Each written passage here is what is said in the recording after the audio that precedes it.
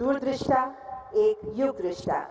माननीय प्रधानमंत्री जी, श्री नरेंद्र मोदी, आपके भव्य दिव्य उद्बोधन के लिए हम उत्सुक हैं, आह्लादित हैं। माननीय, आपसे करबद्ध आग्रह करती हूँ कि आज के इस महत्वपूर्ण अवसर पर अपने संबोधन से हमें अनुग्रहित करें, अपने अनमोल वचनों द्वारा हमारा मार्गदर्शन करें।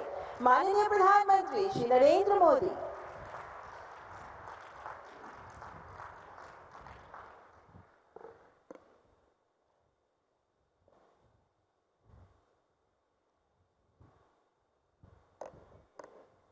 कार्यक्रम में उपस्थित केंद्रीय मंत्रिमंडल के मेरे साथी श्री जगत प्रकाश नड्डा जी, मनसुख मांडविया जी, प्रताप राव जाधव जी, श्रीमती अनुप्रिया पटेल जी, सुश्री शोभा करंदलाजे जी,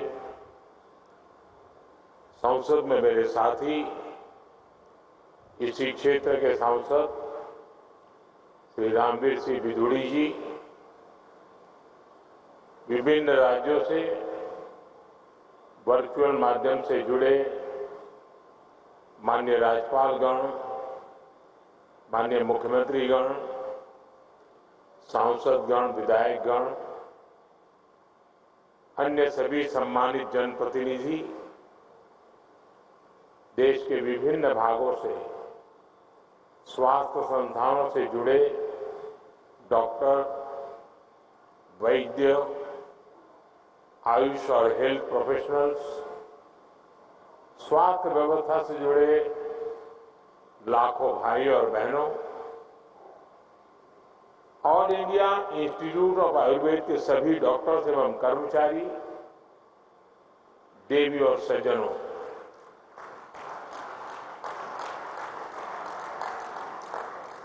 आज पूरा देश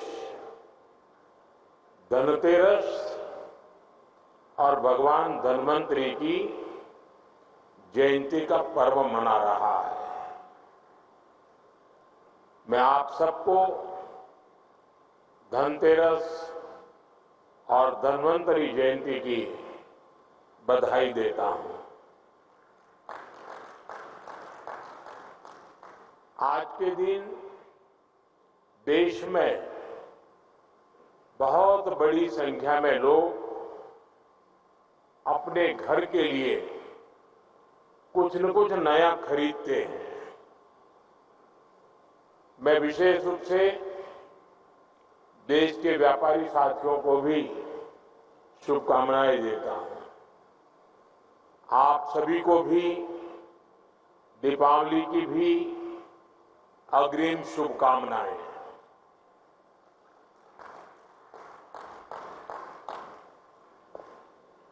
हम से बहुत लोग हैं जिन्होंने बहुत दिवालियां देखी है,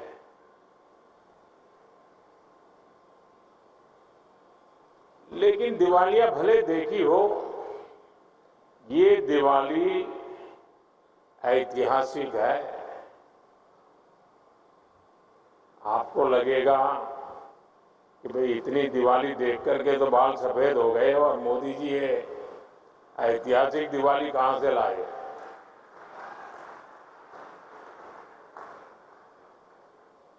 पांच 500 साल बाद ऐसा अवसर आया है जब अयोध्या में रामलला की जन्मभूमि पर बने उनके मंदिर में भी हजारों दीप जलाए जाएंगे। एक अद्भुत उत्सव होगा। ये ऐसी दीपावली होगी जब हमारे राम एक बार फिर अपने घर आए।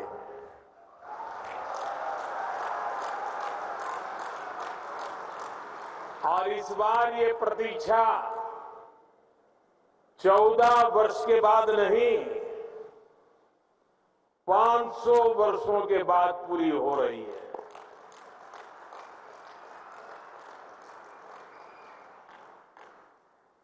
साथियों, धनतेरस के दिन सौभाग्य और स्वास्थ्य का ये उत्सव सिर्फ एक संयोग नहीं है, ये भारतीय संस्कृति के जीवन दर्शन का प्रतीक है। हमारे ऋषियों ने कहा है, आरोग्यम परमम भाग्यम, यानी आरोग्य ही परम भाग्य परम धन है। कहते ही है, हेल्थ इज वेल्थ।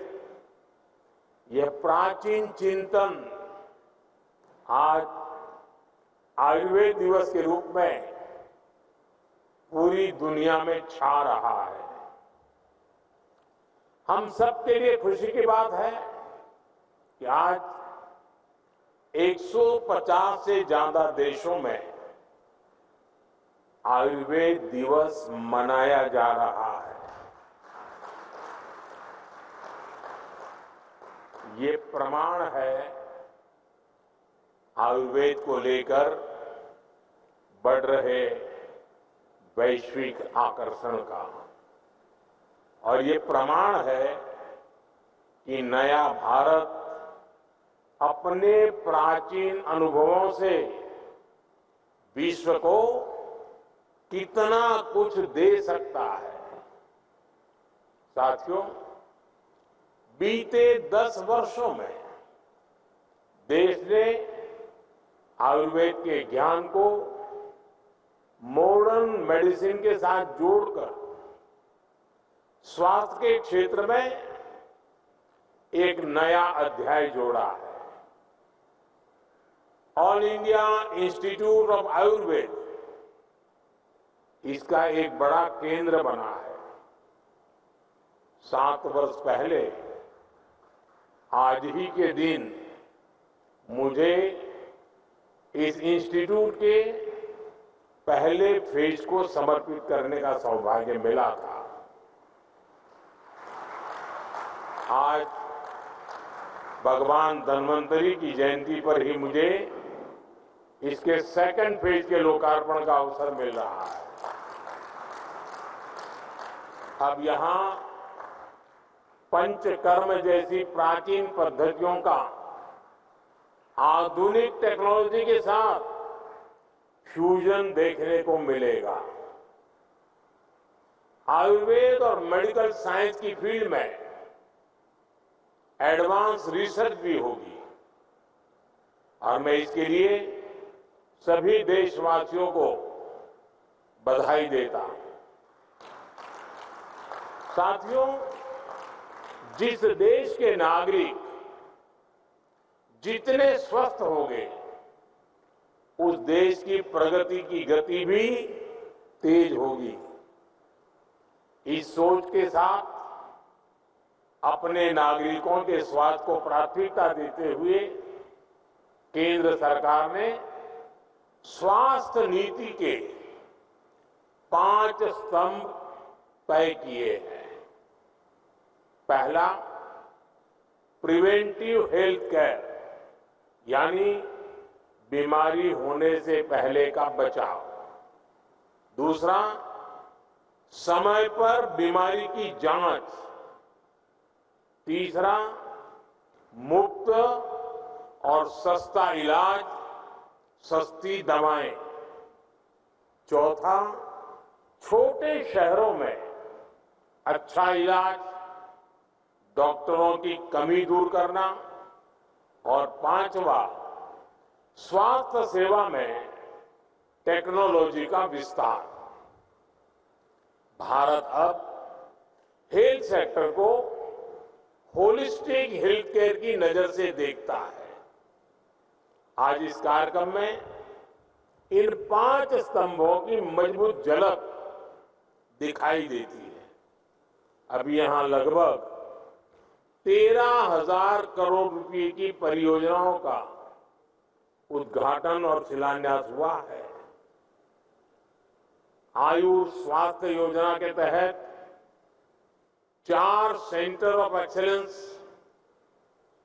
ड्रोन के जरिए स्वास्थ्य सेवाओं का विस्तार, एम्स ऋषिकेश में हेलीकॉप्टर सर्विस, एम्स दिल्ली और एम्स बिलासपुर में नया इंफ्रास्ट्रक्चर, देश के 5 अन्य एम्स में सेवाओं का विस्तार, मेडिकल कॉलेजों की शुरुआत, नर्सिंग कॉलेजों का भूमि पूजन, देश में स्वास्थ्य सेवाओं के कायाकल्प से जुड़े ऐसे अनेकों काम आज हुए हैं। मुझे खुशी है, इनमें से कई अस्पताल हमारे श्रमिक भाई बहनों के इलाज के लिए बनाए गए हैं। ये अस्पताल हमारे श्रमिक वर्ग की सेवा के केंद्र बनेंगे। आज जिन फार्मा यूनिट्स का लोकार्पण हुआ है, उनसे देश में ही एडवांस मेडिसिन के साथ हाई क्वालिटी स्टेंट्स और इम्प्लांट्स भी बनेंगे। ये यूनिट फार्मा सेक्टर में भारत की ग्रोथ को आगे बढ़ाएंगे। साथियों, हम में से अधिकतर लोग उस पृष्ठभूमि से आए हैं जहां बीमारी का मतलब होता है पूरे परिवार पर मानो बिजली गिर गई हो।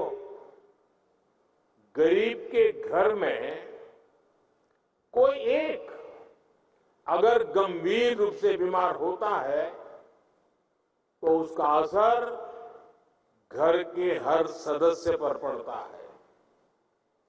एक समय था जब इलाज में लोगों को घर, जमीनें, गहने सब बिक जाते थे।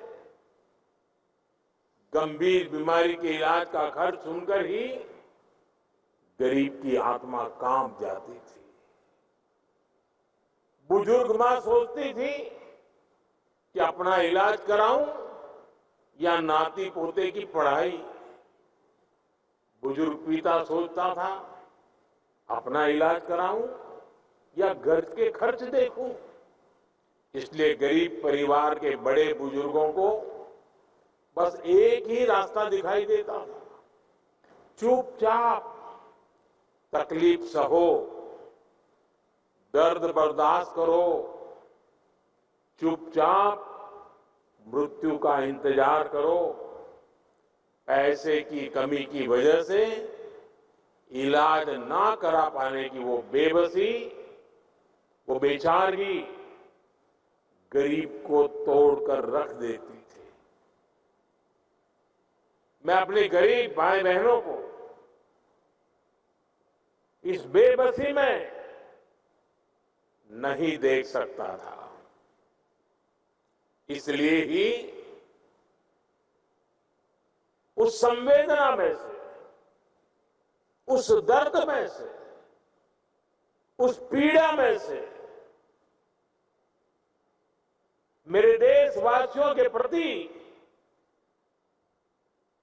पूर्ण समर्पण भाव में से आयुष्मान भारत योजना ने जन्म लिया है।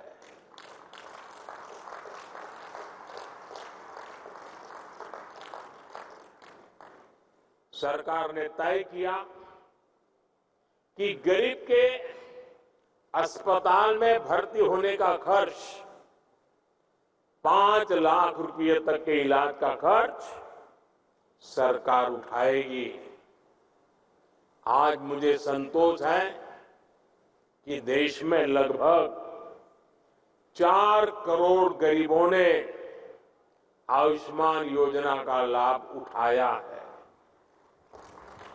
ये 4 करोड़ गरीब अस्पताल में भर्ती हुए, इनमें से कुछ तो अलग अलग बीमारियों के लिए कई बार भर्ती हुए, अपनी बीमारी का इलाज कराया और इन्हें एक भी रुपया खर्च नहीं करना पड़ा।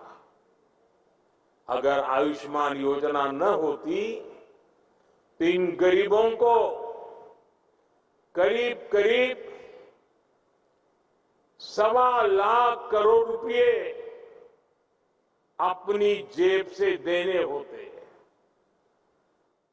मैं अक्सर देश के अलग अलग राज्यों में आयुष्मान योजना के लाभार्थियों से मिलता हूं, उनसे सुख दुख की बातें सुनता हूं, उनका अनुभव सुनता हूं। और बात करते हुए उनकी आंखों में से जो खुशी के आंसू छलकते हैं, वो आयुष्मान योजना से जुड़े हर व्यक्ति के लिए, हर डॉक्टर के लिए, हर पैरामेडिकल स्टाफ के लिए किसी आशीर्वाद से कम नहीं होते। इससे बड़ा आशीर्वाद नहीं हो सकता। आप विश्वास करिए, लोगों को ऐसे संकट से उबारने वाली योजना पहले कभी नहीं बनी। और आज मुझे इस बात का बहुत संतोष है कि आयुष्मान योजना का विस्तार हो रहा है। देश के हर बुजुर्ग की नजर इस कार्यक्रम पर है। चुनाव के समय मैंने गारंटी दी थी कि तीसरे कार्यकाल में 70 वर्ष से ऊपर के सभी बुजुर्गों को आयुष्मान योजना के दायरे में लाया जाएगा। आज धन्वंतरि जयंती पर ये गारंटी पूरी हो रही है। अब 70 वर्ष से अधिक उम्र के देश के हर बुजुर्ग को अस्पताल में मुफ्त इलाज मिलेगा। ऐसे बुजुर्गों को आयुष्मान वय वंदना कार्ड दिया जाएगा। सरकार का प्रयास है कि देश के हर बुजुर्ग जिनकी आयु 70 वर्ष के ऊपर है, उनको जल्द से जल्द आयुष्मान वय वंदना कार्ड मिले। और ये ऐसी योजना है जिसमें आय की कोई पाबंदी नहीं। गरीब हो, मध्यम वर्ग का परिवार हो, उच्च वर्ग का परिवार हो, हर कोई इसका लाभार्थी बन सकता है। जो इस योजना का लाभ लेना चाहता है, इस देश का नागरिक, वो इसका लाभ अगर 70 साल से ज्यादा उम्र है ले सकता है। हर बुजुर्ग चिंता से मुक्त हो, वो स्वस्थ जीवन जिए, स्वाभिमान के साथ जीवन जिए। ये योजना इसके लिए मील का पत्थर साबित होगी। घर के बुजुर्ग के पास आयुष्मान वय वंदना कार्ड होगा तो परिवार के खर्चे भी कम होंगे, उनकी चिंता भी कम होगी। मैं इस योजना के लिए सभी देशवासियों को बधाई देता हूं और 70 साल से ऊपर के सभी बुजुर्गों को मैं भी यहां से प्रणाम करते हुए वय वंदना करता हूं। लेकिन साथ साथ मैं दिल्ली के 70 साल के ऊपर के जितने बुजुर्ग हैं और पश्चिम बंगाल के 70 साल के ऊपर के जितने बुजुर्ग हैं, उनसे क्षमा मांगता हूं कि मैं आपकी सेवा नहीं कर पाऊंगा। मैं उनसे क्षमा मांगता हूं कि मुझे पता तो चलेगा आपको कष्ट है, मुझे जानकारी तो मिलेगी, लेकिन मैं आपको सहाय नहीं कर पाऊंगा। और कारण, दिल्ली में जो सरकार है और पश्चिम बंगाल में जो सरकार है, वो इस आयुष्मान योजना से जुड़ नहीं रही है। अपने राजनीतिक स्वार्थ के लिए अपने ही राज्य के बीमार लोगों के साथ जुल्म करने की वृत्ति, ये प्रवृत्ति मानवता की दृष्टि से किसी भी तराजू पर खरी नहीं उतरती है। और इसलिए मैं पश्चिम बंगाल के बुजुर्गों की माफी मांगता हूं, मैं दिल्ली के बुजुर्गों की माफी मांगता हूं।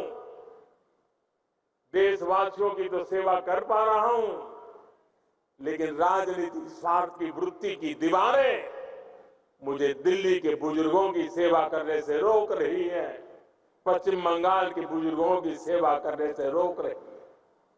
और मेरे लिए ये राजनीतिक पहलू से मैं बोल नहीं रहा हूं, भीतर एक दर्द होता है कि जिस दिल्ली से मैं बोल रहा हूं,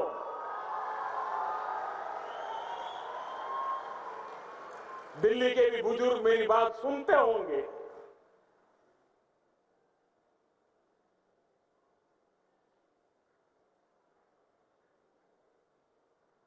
मेरे दिल में कितना दर्द होता होगा।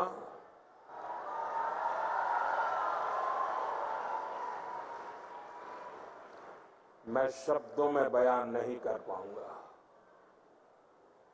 साथियों, गरीब हो, मध्यम वर्ग हो, सभी के लिए इलाज का खर्च कम से कम हो, ये हमारी सरकार की प्राथमिकता रही है। आज देश भर में 14,000 से ज्यादा पीएम जन औषधि केंद्र इस बात के साक्षी हैं कि हमारी सरकार कितनी संवेदनशीलता से काम कर रही है।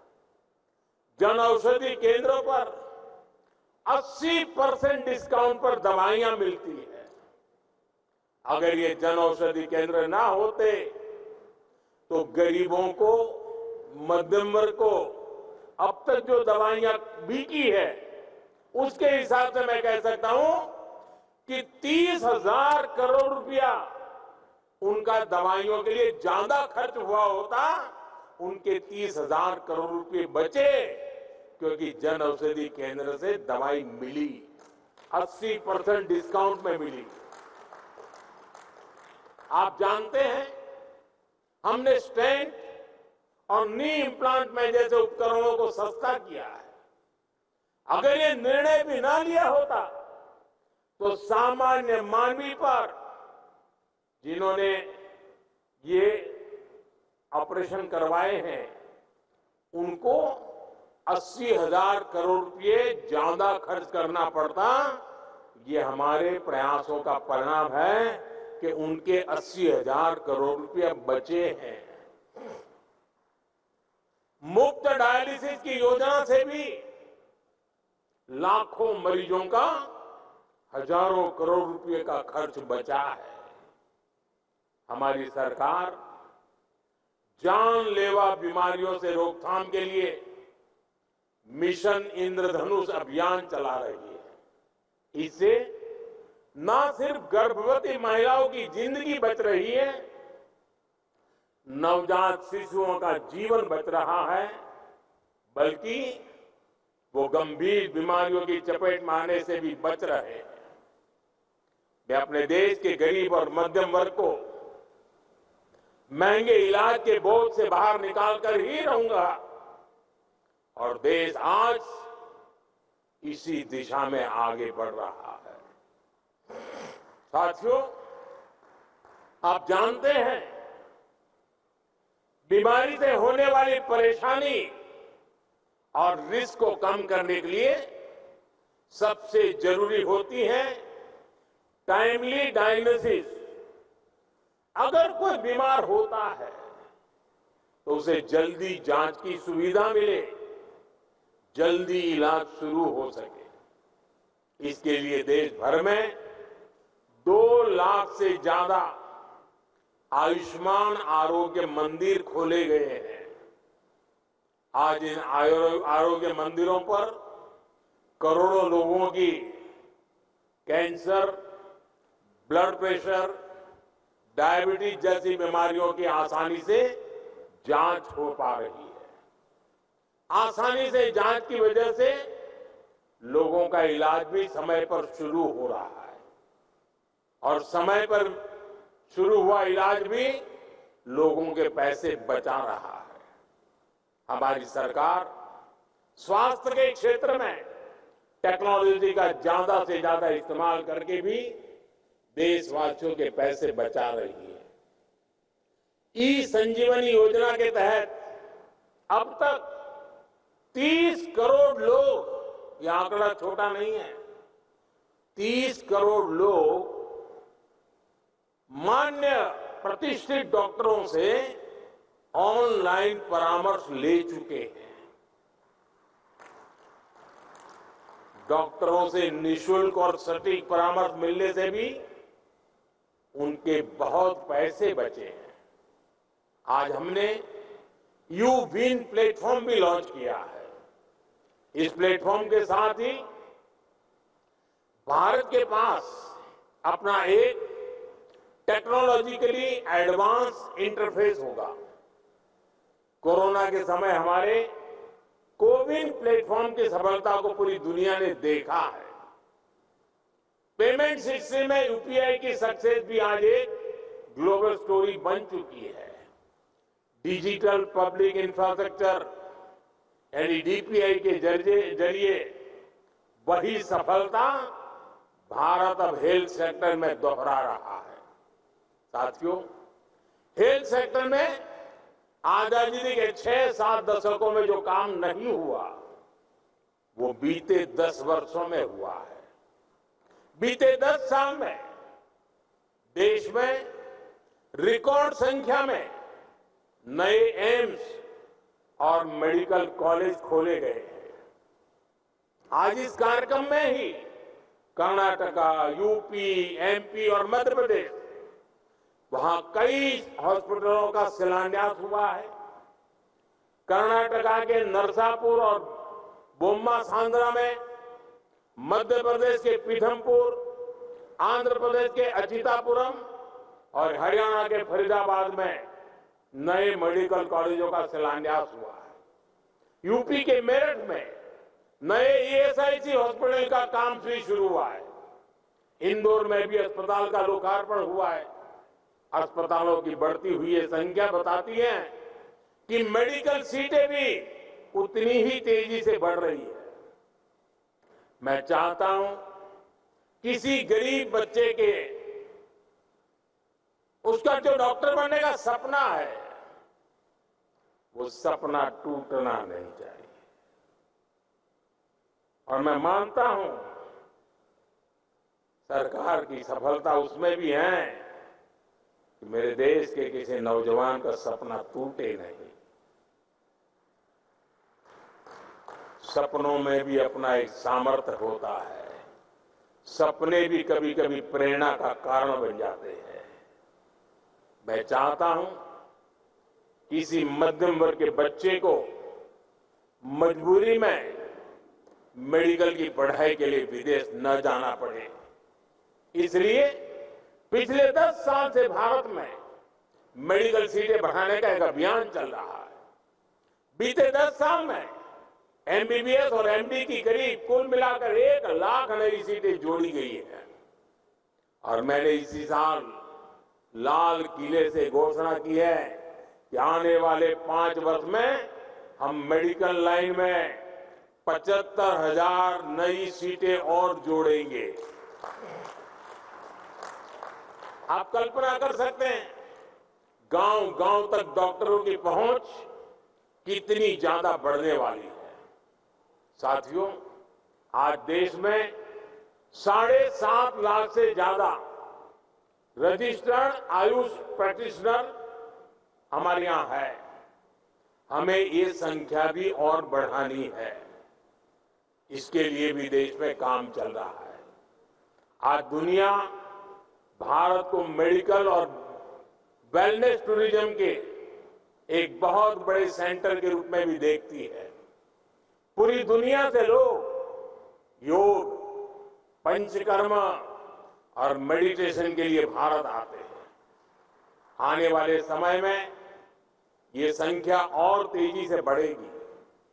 हमारे युवाओं को हमारे आयुष प्रैक्टिशनर्स को इसके लिए तैयार होना होगा। Preventive cardiology, Ayurvedic orthopaedics, Ayurveda sports medicine और आयुर्वेद रिहैब सेंटर्स, ऐसी कितनी ही फील्ड में भारत ही नहीं बल्कि अलग अलग देशों में भी आयुष प्रैक्टिशनर्स के लिए अपार अवसर बन रहे हैं। हमारे युवा इन अवसरों के जरिए न केवल खुद आगे बढ़ेंगे बल्कि मानवता की बहुत बड़ी सेवा भी करेंगे। साथियों, 21वीं सदी में विज्ञान ने मेडिसिन की फील्ड में अभूतपूर्व प्रगति की है। जिन बीमारियों को पहले असाध्य माना जाता था, आज उनके इलाज मौजूद है। दुनिया ट्रीटमेंट के साथ ही वेलनेस को महत्व दे रही है। और वेलनेस की बात होती है, जब आरोग्यता की बात होती है, तो इसमें भारत के पास हजारों वर्ष पुराना अनुभव है। आज समय है हम अपने इस प्राचीन ज्ञान को मॉडर्न साइंस के नजरिए से भी प्रमाणित करें। इसलिए मैं लगातार एविडेंस बेस्ड आयुर्वेद की बात कर रहा हूं। आयुर्वेद में पर्सनलाइज ट्रीटमेंट प्रोटोकॉल्स का इतना गंभीर ज्ञान है, लेकिन आधुनिक विज्ञान के नजरिए से इस दिशा में पहले ठोस कंक्लूसिव वर्क नहीं हुई। मुझे खुशी है कि आज इस दिशा में देश एक अहम अभियान लॉन्च कर रहा है। ये अभियान है प्रकृति परीक्षण अभियान। ये प्रकृति परीक्षण अभियान, क्योंकि हम देखते हैं कोई पेशेंट होगा, आयुर्वेद के कारण अच्छा हो गया, परिणाम दिखता है, प्रमाण अवेलेबल नहीं होता है। हमें परिणाम भी चाहिए, प्रमाण भी चाहिए, ताकि हमें दुनिया को दिखाना है कि हमारे पास विश्व के आरोग्य की जड़ी बूटी पड़ी हुई है। इस अभियान के तहत आयुर्वेद के सिद्धांतों पर हम हर व्यक्ति के लिए आइडियल लाइफस्टाइल डिजाइन कर सकते हैं। हम बीमारियों के आक्रमण से पहले ही उन लोगों के लिए रिस्क एनालिसिस कर सकते हैं। मैं मानता हूं इस दिशा में सकारात्मक प्रगति हमारे हेल्थ सेक्टर को पूरी तरह से रीडिफाइन कर सकती है। हम पूरी दुनिया को हेल्थ केयर का नया पर्सपेक्टिव दे सकते हैं। साथियों, आधुनिक मेडिकल साइंस की सफलता का एक और बड़ा कारण है हर प्रिंसिपल का लैब वैलिडेशन। हमारे ट्रेडिशनल हेल्थ केयर सिस्टम को भी इस कसौटी पर खरा उतरना है। आप देखिए, अश्वगंधा, हल्दी, काली मिर्च, ऐसी कितनी हर्ब्स हम पीढ़ी दर पीढ़ी अलग अलग उपचारों के लिए इस्तेमाल करते आए। अब हाई इंपैक्ट स्टडीज में उनकी उपयोगिता साबित हो रही है। इसलिए आज दुनिया में अश्वगंधा जैसी औषधियों की मांग तेजी से बढ़ी है। इस दशक के अंत तक अश्वगंधा एक्सट्रैक्ट की मार्केट करीब $2.5 बिलियन तक पहुंचने का अनुमान है। आप कल्पना कर सकते हैं, लैब वैलिडेशन के जरिए हम इन हब्स का वैल्यूएशन कितना बढ़ा सकते हैं, हम कितना बड़ा मार्केट खड़ा कर सकते हैं। इसलिए साथियों, आयुष की सफलता का प्रभाव केवल हेल्थ सेक्टर तक सीमित नहीं है, इसे एक और भारत में नए अवसर बन रहे हैं। दूसरी ओर ग्लोबल वेलबीइंग के प्रयासों को भी बल मिल रहा है। हमारे प्रयासों से 10 साल के भीतर आयुष देश के फास्टेस्ट ग्रोइंग सेक्टर में शामिल हो गया है। 2014 में आयुष से जुड़ा मैन्युफैक्चरिंग सेक्टर $3 बिलियन था, $3 बिलियन। आज वो बढ़कर लगभग $24 बिलियन हो गया है। यानी 10 साल में 8 गुना ग्रोथ। इसलिए आज देश का युवा नए नए आयुष स्टार्टअप्स लॉन्च कर रहा है। ट्रेडिशनल प्रोडक्ट्स, टेक्नोलॉजी ड्रिवन नए प्रोडक्ट्स, नई सर्विसेज, इन सबसे जुड़े 900 से ज्यादा आयुष स्टार्टअप आज देश में काम कर रहे हैं। आज भारत अब 150 देशों में कई बिलियन डॉलर के आयुष प्रोडक्ट एक्सपोर्ट कर रहा है। इसका सीधा लाभ हमारे किसानों को हो रहा है। जो हब्स और सुपर फूड्स पहले स्थानीय बाजार तक सीमित रहते थे, अब वो ग्लोबल मार्केट में पहुंच रहे हैं। साथियों, इस बदलते परिदृश्य का ज्यादा से ज्यादा फायदा किसानों को मिले, इसके लिए सरकार हब्स के उत्पादन को बढ़ावा भी दे रही है। नमामि गंगे परियोजना के तहत गंगा के किनारे नेचुरल फार्मिंग और जड़ी बूटियों के उत्पादन को बढ़ावा दिया जा रहा है। साथियों, हमारे राष्ट्र चरित्र की, हमारे सामाजिक ताने बाने की आत्मा है, सर्वे भवन्तु सुखिनः, सर्वे सन्तु निरामया। सब सुखी हो, सब निरामय हो। बीते 10 वर्ष में हमने सबका साथ सबका विकास के मंत्र पर चलकर इस भावना को देश की नीतियों से जोड़ा है। आने वाले 25 वर्षों में स्वास्थ्य क्षेत्र में हमारे प्रयास विकसित भारत का मजबूत आधार बनेंगे। मुझे भरोसा है, भगवान धन्वंतरी के आशीर्वाद से हम विकसित भारत के साथ साथ निरामय भारत का सपना भी जरूर पूरा करेंगे। और साथियों,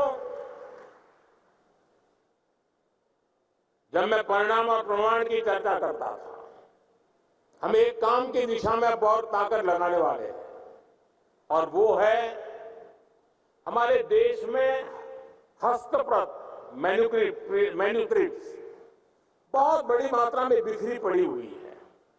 आयुर्वेद से जुड़ी हुई पर ऐसी मैन्युस्क्रिप्ट बहुत स्थानों पर बिखरी पड़ी हुई है। अब देश अपनी इस विरासत को संजोने के लिए मिशन मोड पे काम करने वाला है। ऐसे सारा जो ज्ञान का भंडार पड़ा हुआ है, कई शिलालेखों में होगा, कई ताम्रपत्र पे होगा, कई हस्तलिखित प्रतियों में होगा, उन सबको इकट्ठा करने का काम, और अब तो आर्टिफिशियल इंटेलिजेंस का युग है, इसको हम उसी तरह टेक्नोलॉजी से जोड़ना चाहते हैं कि उस ज्ञान में से क्या चीजें नई हम निकाल सकते हैं। तो उस दिशा में भी एक बहुत बड़ा काम हम करने के लिए जा रहे हैं। साथियों, आज के अवसर पर मैं फिर एक बार देश के 70 साल से ऊपर के सभी महान बुजुर्गों को वंदना करते, उनको प्रणाम करते हुए आप सबको बहुत बहुत बधाई देता हूं। धन्यवाद।